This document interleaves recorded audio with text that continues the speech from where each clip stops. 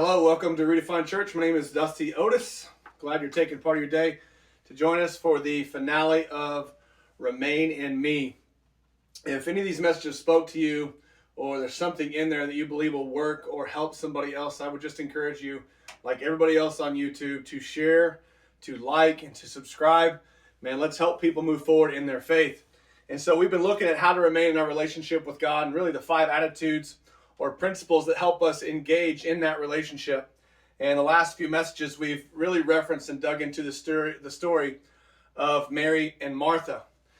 And that's in the New Testament. You find it in Luke chapter 10, verse 38 through 42. And today I'm just going to hit 39 one more time. Verse 39 tells us that Mary chose to sit on the floor and listen to Jesus instead of doing housework or instead of focusing on all the details. And we find that in this moment, Mary embodies the 5 attitudes that we've really been discussing over the past 5 days, this past week. And so she was reverent, she was willing, she was expectant, she was relaxed, and finally today we're talking about how she was alert. And really, I saved the best for last, and sometimes we overlook this just because, well, I'm awake, so I'm alert. We just kind of assume that one comes with the other. And so today, as we jump into being alert, I want you to know that in 1 Samuel 16:7, we see that it's quite possible to do the right thing with the wrong attitude. Have you ever done that before? I can't tell you countless times, right? Like how many times have I said, I'm going to do this, but it's only because I have to, right? It comes with a heavy or kind of a burden. I can't tell you how many times in the past as even a dad or a husband, I've thought, man, I'll do this. I don't want to do this. I'm doing it because I know it's right, because I know it's what I should do. But it has nothing to do with really what's in me or in my heart. Do I want to do it? And so I think we're all kind of guilty of doing the right thing with the wrong attitude at some point in our life. And if you're not, man, congrats. You might be just a little bit better than me, and I'm okay with that.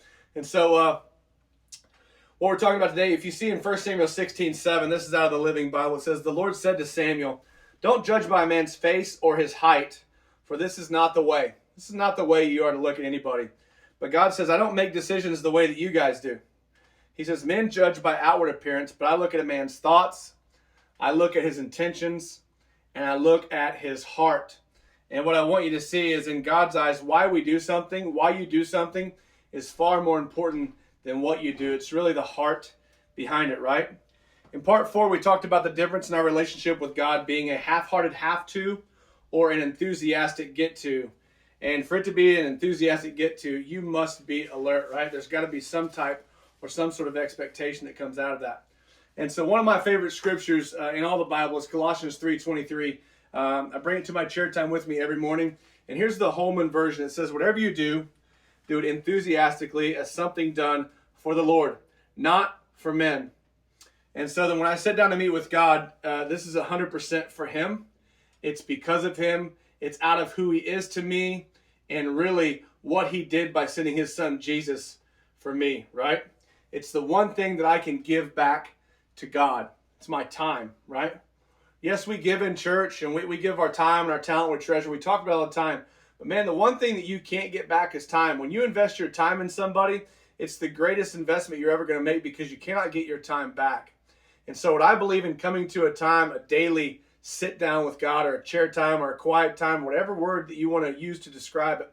When I come to that, I know that the measure that I give is going to be the measure that God gives back to me because I'm giving my time and I'm coming in really embodying these 5 attitudes. Man, God's going to bless me back. And so when you sit down to meet with God, this is the one thing that, man, being alert is like it's more than being awake, right? And all these attitudes that we've been talking about, these biblical principles of actually engaging in a relationship with God, they all work together. And so what you see in the other versions of Colossians 3:23 are this. As opposed to doing it enthusiastically, it says do it willingly, wholeheartedly, with everything, with your whole being. It even says to do it with your soul. And man, when you come to God with that approach, it takes being alert to do that, right? Otherwise, we can just kind of slip in and kind of go through the motions and it becomes a half-hearted type of have to, man. But to be alert means there's some enthusiasm in it. And so I don't know if you've ever noticed, but wherever you find enthusiasm, success shortly follows. Enthusiasm is one of the greatest words in the English dictionary, right? It's the one word that's built deeply into us as people. And sometimes it gets smoldered out really by our circumstances or our surroundings, the people we're with, the TV shows we're watching. Like, it's real easy for us as human beings to be kind of drowned out with a bunch of negativity, especially today. What I want you to see is the word enthusiasm is derived from two little Greek words, en, and theos, theos. And those both those words are Greek, and they're the word for theos is the word for God. So then enthusiasm literally means, in its root concept, full of God. Enthusiasm means full of God. Maybe this is why enthusiastic people are the most successful people, right? Mary was the first one at Jesus' feet. She was enthusiastic. She was alert. She was ready. She was willing to be there, right? Wouldn't you be that same way too, though? Wouldn't you be enthusiastic if Jesus came to sit at your house? Jesus come to my house. Now, the two things that happen here are, obviously, Mary chooses the right thing, and Jesus says it won't be taken away from her. And that's what I want you to see inside of your daily chair time, or your daily devotional, or whatever you're calling it again, is that when you choose to meet with God, what you're choosing to do is going to be given. It's going to be multiplied. And because you're choosing the best thing, it won't be taken away from you. That means you're going to get that time. You're going to get that time back. I'm not sure how you've looked at being alert before. It might challenge you a little bit, because alert is a sin. Again, we can just overlook it and be like, well, it is what it is. I'm awake, so I'm alert. And I'm just going to challenge you today to add some enthusiasm to your alertness, and you're going to see it go a lot farther. Here's why. The root of that is enthusiasm helps you win. Enthusiasm helps me win. The Bible uses several different words for this idea of being filled with enthusiasm. The number one way is eager. The best way is eager. When you're eager, you're enthusiastic about your relationship with God and your relationship with others, right? There's a lot of life inside of what we're talking about. And so this idea of being eager or being enthusiastic is taught so many times in the New Testament. I'm going to give you 5 kind of examples of where you see the word eager or enthusiastic. The first, and this is the thing, we're told to be this way, to approach God with this attitude, right? And so 1 Peter 5:2 says, be eager in your relationship, be eager to serve. 1 Corinthians 14:12 says, be eager for the gifts of the Spirit. Man, God has gifted you. He's uniquely gifted you. Be eager for that gift. 2 Corinthians 8:11 says, have an eager willingness to finish the work of faith we've begun. You know, God promises he's going to finish the work that he started in you, and you're not finished today. As a matter of fact, a lot of us are just getting started. Romans 8:9 says, wait in eager expectation for God. In eager expectation, enthusiastic expectation. And then Titus 2:14, the last one, says, be eager to do what is good. Be enthusiastic to do what is good.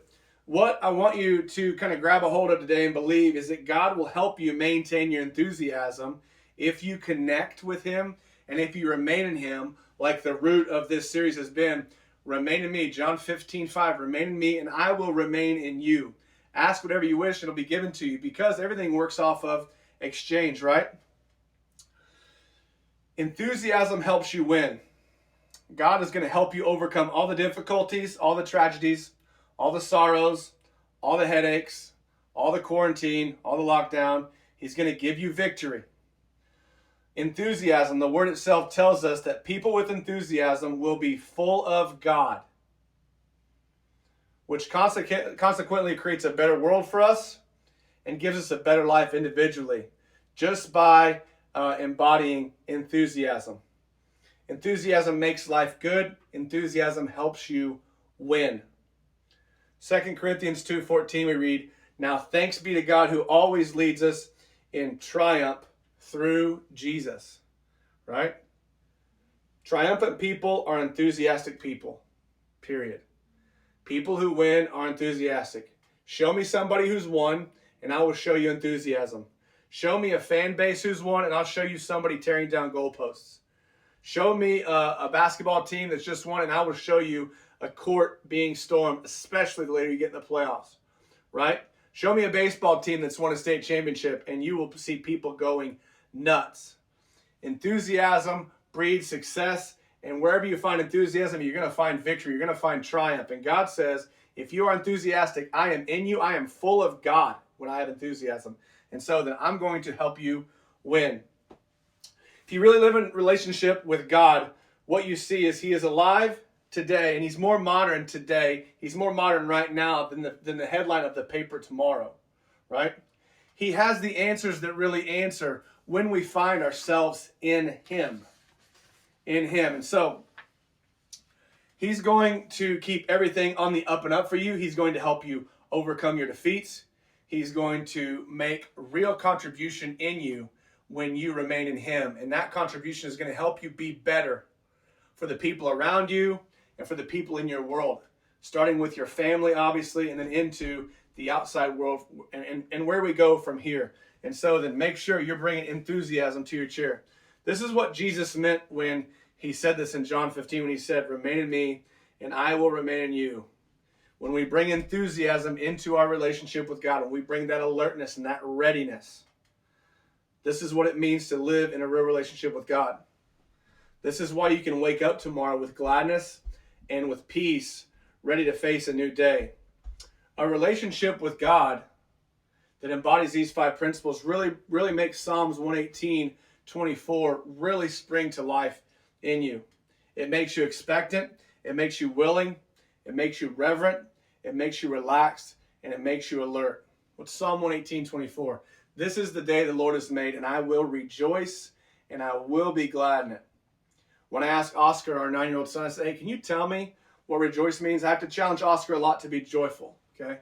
Especially at the house. He's the older brother, firstborn. He carries a lot, right? More than he needs to, and we're working with him through that. But when I say, hey, what does rejoice mean? He says, well, re means to do it again, and joyce means to have joy. This is his definition. And so he says, so then I guess that it means to be happy again. Yeah, and now what Psalm 118:24 says, what a brilliant mind at 9 years old. That yes, that's exactly what God's saying. He's saying the sun came up, cloudy or not, the sun came up. You have breath, you have life. I've gave you purpose. This is the day. Today's the day that I made. I will rejoice and I will be glad. That makes you alert. That's what makes you alert, to say, man, okay, God, new day. Let's go. And so then God's not asking for all of you. He's just asking for a little bitty piece. Remember, he created you for a relationship. And so then what you need to see is, because you're meeting with God and he wants to speak to you, he wants to move in your life, he wants to work on your behalf, we're going to take a little bit of time and actually meet with him. And so then here's the close. How can we actually be alert outside of the posture of our heart or an attitude adjustment? And what it means to be alert is just to me, it means to be rested and to be ready, unrushed. Man, I'm waking up with some intentionality, and I'm coming in ready, and I'm coming in rested. Rested is the one part that I battle with, right? A newborn right now, he's amazing, but he's keeping us up a lot. He keeps Heather up more than he keeps me up, so I'm not singing that song. But I am saying that it is tough sometimes because we run, and we're busy. If you want to catch up on that, see the past few messages. And so then we go to bed because we feel like we have to have some sense of a life, right? We have to have Netflix or something. We have to have some couch time or some chair time. And I get all that. You need to replenish. There are better ways to replenish, and the number one way is to meet with God every morning. And so then be rested and ready. Here's why. 1 Corinthians 16:13 says this: be alert, standing firm in your faith, full of courage and strong. Some versions say strong like a man and strong. Here's the point. Be alert. Stand firm in faith. Be full of courage and strong. Be expectant. Embody that attitude, right? How are we going to do this? We're just going to shape up in the morning. We're not going to assume that because I'm awake, I'm alert. I need to realize I'm meeting with the creator of heaven and earth, right? I'm meeting with my creator. And so then it's going to be an enthusiastic get to, right? This is something I get to do, and because I'm investing my time, God's going to give it back to me. It's not I don't have time. We approach it rushed and without time to spare. God can't work in that because he doesn't have a full heart. Remember, God looks at your intentions. He looks at your heart. He looks at why you're doing something, not what you're doing. If a relationship with God is what you do, we're all missing it. It has to be who we are because of who He is, right? And so then here's the step to that. You have to set an appointment. We've done that before. Put it on your calendar. Set a reminder. And then set a reminder for that reminder, right? Practical things now. Wash your face. Turn on the lights. Grab a cup of coffee if you need to. I'm a coffee guy. I didn't used to like coffee, but the older I get, the more coffee I drink. It is what it is. Then find your chair. Remember, that location is 80% of your success. Find a place where you can't be interrupted. Create a plan and be consistent. Create a plan and be consistent. Knowing this, consistency completes everything. Great intentions are awesome, but they only get you so far. You have to be diligent and you have to be consistent, especially in your relationship with God. Follow that plan. Your next step is to follow that plan. Right now you're saying, what plan, right? Sunday morning, I'm going to talk you through this. So Sunday morning, it won't be a recap. It's going to be a, hey, how can we actually move forward? I'm going to give you the what's of these 5 principles. I will recap why we do it, and I will talk about how to actually implement it in your daily life. And so from a 1-minute plan to a 15-minute plan, I'm going to show you how to put these attitudes into action. I'm going to give you some suggestions. I'm going to dig through a few of my boxes and find some resources for you that I can actually show you in hand. They're going to help you move forward in your relationship with God. And so I hope that this has encouraged you. I hope that it has inspired you to move forward in your relationship with God, to take one step. That's all we're really supposed to do. It's not supposed to be, man, Dusty, I really suck at this, and I'm a 2 right now. Okay, I'm inconsistent, and you're looking at being a 10. Don't look at being a 10 right now. If you're a 2, look at being a 2.1. Sometimes that's how it is, inch by inch, right? If you're a 2 and you have a little bit more capacity, you look at being a 3.